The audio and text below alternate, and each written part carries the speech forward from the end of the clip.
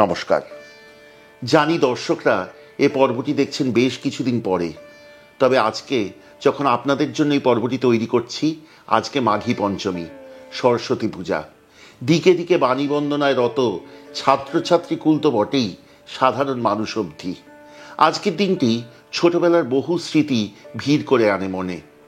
তার মধ্যে একদিকে যেমন আছে ছোটবেলার বাড়ির ভোগের স্মৃতি, তেমনই আছে অন্যদিকে একটি ঈর্ষা। মিশনারি স্কুলে পড়ার দরুন আমার স্কুলে কোনোদিনও সরস্বতী পুজো হয়নি, কিন্তু বন্ধুবান্ধবদের কাছে শুনতাম তার গল্প, চিনচিন করে উঠত এক অদ্ভুত হিংসা। সময় কেটেছে, বয়স বেড়েছে, চুলে ধরেছে পাক। ক্রমশ বুঝতে শিখেছি যে আসলে কোনো দেবদেবীর পূজাই সে মূর্তি পূজা নয়, তা কেবলমাত্র সে ভাবের পূজা। তার বই আর কিছুই নয়, মূর্তি তো রূপক মাত্র। সেই জন্যই বুঝি মা সরস্বতীর পূজায় এত সাদার সমারোহ, কারণ কে না জানে যে সব দেশে, সব লোকে, সব ধর্মে বিদ্যায় কোনো কলুষ লাগে না। সরস্বতী যে বিদ্যার দেবী, বিদ্যা সর্বদা অকলুষিত। যে শ্বেতপদ্ম দেবীর আসন, সেই শ্বেতপদ্ম জেগে থাকে কিন্তু পাঁকের ওপর, কিন্তু তার গায়ে কোনোদিনও এতটুকু পাঁক লাগে না। যে রাজহংস দেবীর বাহন, সেই রাজহংস ঝাড়া দিলেই গা থেকে সকল পাঁক চলে যায়। সেই রাজহংস কিন্তু জানে কিভাবে দুধ আর জল মেশানো থাকলে শুধু দুধটুকু টেনে নিতে হয়, জলটুকু পড়ে থাকে পিছে। ঠিক বিদ্যার যেমন কাজ, জীবনের যা কিছু শুভ সেইটুকু জীবনে টেনে দেয়, এবং পিছে পড়ে থাকে যা ময়লা, যা মিছে, সেটুকু। তাই তো বুঝি বাগদেবী সরস্বতীর স্তবমন্ত্রে উচ্চারিত হয়, শ্বেত পদ্মাসনা দেবী শ্বেত পুষ্পোপশোভিতা শ্বেতাম্বরধরা নিত্যা শ্বেতগন্ধানুলেপনা শ্বেতাক্ষ সূত্রহস্তা চ শ্বেতচন্দন চর্চিতা শ্বেত বীণাধরা শুভ্রা শ্বেতালঙ্কার বভূষিতা।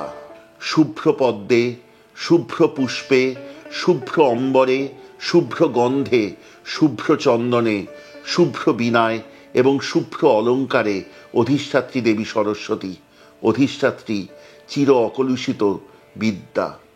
শ্বেত শুভ্রা সরস্বতীর আরাধনার এই দিনে ভাবলাম এমন একটি রান্না আনি যা সত্যিই হারিয়ে গেছে কালের গর্ভে, এবং যার নামটি মনে পড়াবেই আজকের দিনটি। আজকে শিখব বাঁধাকপির শুভ্রাণী। চলুন শিখি।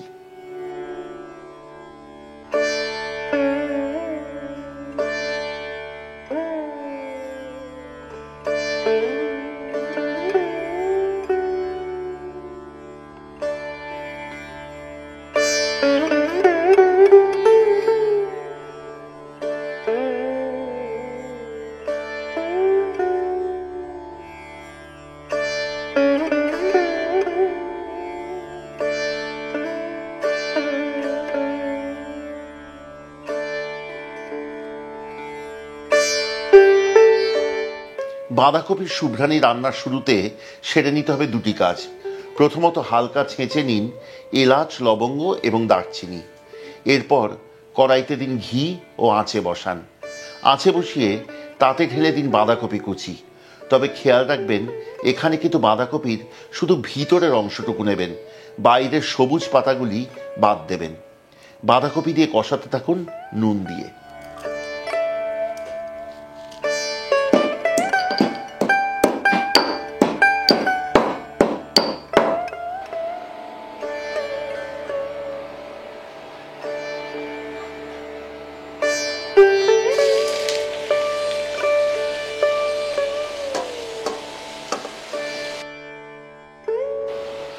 এই সময় বাঁধাকপিতে নুন যোগ করার ফলে অল্পক্ষণের মধ্যে কিন্তু জল ছাড়তে থাকবে, বাঁধাকপি মজে আসতে থাকবে।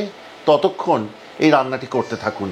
যখন অর্ধেকেরও বেশি মজে আসবে বাঁধাকপি, তখন সেই বাঁধাকপি তুলে একটি পাত্রে রাখুন। তারপর আসুন মূল রান্নায়। বাঁধাকপি অর্ধেক মজে এসেছে, তুলে আলাদা রেখেছি। এইবার একটি নতুন কড়াই চাপান আছে, এবং তাতে দিয়ে দিন আরও খানিকটা ঘি। তারপর তাতে ফোড়ন দিন তেজপাতা ছিঁড়ে, তার সাথে আগে থেকে ছেঁচে রাখা সেই এলাচ, লবঙ্গ, দারচিনি অর্থাৎ বাঙালি গরম মশলা, এবং তার সাথে কালো জিরে। সুগন্ধ বেরোলে যান পরবর্তী ধাপে।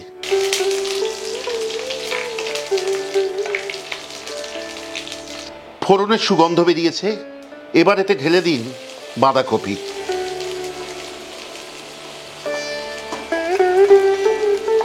অল্পক্ষণ নাড়িয়ে ভালো করে মিশিয়ে নিন।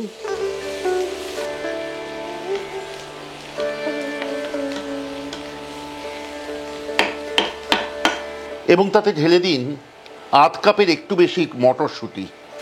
আমি সেদ্ধ করা মটরশুঁটি ব্যবহার করেছি। যদি তা না করে থাকেন তাহলে কষাতে হবে আরও একটু দীর্ঘক্ষণ ধরে।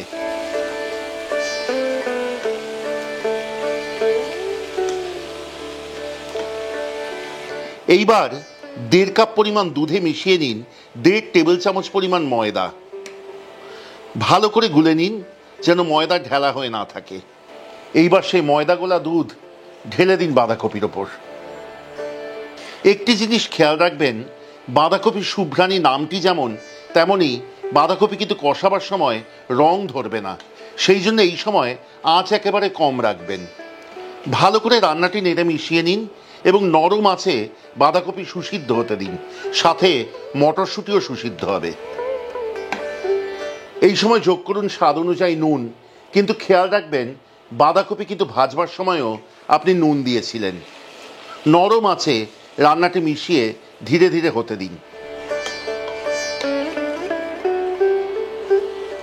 এই সময় যখন নরম আঁচে রান্নাটি হচ্ছে, দর্শকদের দুটি কথা বলতে চাই। প্রথমত, এই রান্নাটি কিন্তু সত্যি অতি প্রাচীন রান্না, এবং দ্বিতীয়ত, এই যে সুন্দর কাব্যিক নামটি বাঁধাকপির শুভ্রাণী, তাও কিন্তু আমার দেওয়া নাম নয়। এই রান্নাটি পেয়েছি শ্রীমতী রেণুকা দেবী চৌধুরানীর বই থেকে। কাজেই বুঝতেই পারছেন কত প্রাচীন, প্রায় হারাতে বসা রান্না এটি। কেমন লাগছে আজকের এই পর্বটি এবং আমাদের চ্যানেলের অন্যান্য পর্ব দয়া করে আমাদের কমেন্টে লিখে জানান। যদি ভালো লাগে অবশ্যই আত্মীয় বন্ধুদের সাথে শেয়ার করুন, তাদের জানান আমাদের চ্যানেলের এই রান্নাগুলির কথা। তাহলেই কিন্তু বেঁচে থাকবে এই ঐতিহ্য, বেঁচে থাকবে এই পরম্পরা, এই রান্নাগুলি। যদি ভালো লাগে দয়া করে সাবস্ক্রাইব করে সঙ্গে থাকবেন, খুব আনন্দ পাবো। এবং যদি মনে করেন আমাদের চ্যানেলের সব রান্নার নোটিফিকেশন প্রথম আসবে আপনার কাছে, তাহলে দয়া করে বেল আইকনটি টিপে দিতে ভুলবেন না। দর্শকদের বলবো যে আমাদের এই অতি বিরল বা শতাব্দী প্রাচীন রান্নার সিরিজ কিন্তু এইবার শেষ হয়ে আসছে। এই সিরিজ শেষ করব একটি অতি বিশেষ রান্না দিয়ে, যা পেয়েছি আমাদের এক দর্শকের কাছ থেকে, যিনি থাকেন সুদূর মার্কিন মুলুকে। সেখান থেকে তিনি আমাদের যোগাযোগ করেছিলেন এবং পাঠিয়েছিলেন তার দিদিমার এক রান্না, মাংস ভাজা। তিনি মার্কিন মুলুক থেকে আমাদের যোগাযোগ করেছিলেন হোয়াটসঅ্যাপ এবং ইমেলের মাধ্যমে। আপনাদের মধ্যে যারা আমাদেরকে যোগাযোগ করতে চান আমাদের থেকে খাবার নেবার উদ্দেশ্যে, এখানে প্রিয়জনদের খাবার পাঠানোর উদ্দেশ্যে, বা নিজের বাড়ির জন্য, দয়া করে যোগাযোগ করুন। যদি যোগাযোগ করতে চান কোনো রেসিপি শেয়ার করবার জন্য, দয়া করে করুন। আমাদের যোগাযোগের নম্বর হলো 6291834357। আরেকবার বলি, 6291834357। এই নম্বরে, কলকাতার নম্বর, আমাদের যোগাযোগ করতে পারেন সোম থেকে শনিবার সকাল 11টা থেকে সন্ধ্যে 7টার মধ্যে। প্রায় 10 মিনিট থেকে 15 মিনিটের মাথায় দেখবেন বাঁধাকপি সুসিদ্ধ হয়েছে। এবার এই রান্না শেষ করবার পালা। দিয়ে দিন স্বাদ অনুযায়ী চিনি। তবে মনে রাখবেন এই রান্না কিন্তু একটু হালকা মিষ্টি স্বাদের ভালো লাগে। এবং সবশেষে রান্নাটির ওপর দিয়ে ছড়িয়ে দিন আরও অল্প একটু ঘি।